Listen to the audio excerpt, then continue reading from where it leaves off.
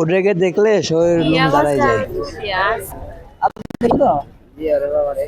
ওদেরকে দেখলে আমার গায়ের লোম দাঁড়িয়ে যায়।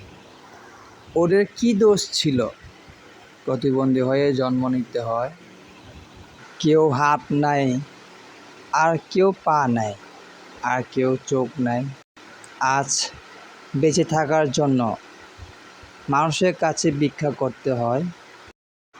কেন স্বাভাবিক হতে পারতো না? তাহলে কি কোনো রহস্য লুকিয়ে আছে?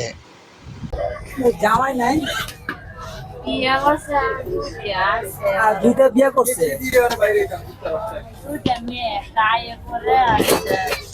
আজ যে দেশে জামাইকে শিক্ষিত আপনাকে দেখাশোনা সমাজ করে না? আর এমপি মন্ত্রীরা দুর্নীতি আর অর্থ পাহাড় করার জন্য ব্যস্ত, তাহলে কি সে দেশে প্রতিবন্ধী হয়ে জন্ম নেওয়াটা কি প্রয়োজন ছিল নাকি পাপ ছিল সেটা আমার জানা নাই। দয়া করে কমেন্টস বক্সে জানাবেন।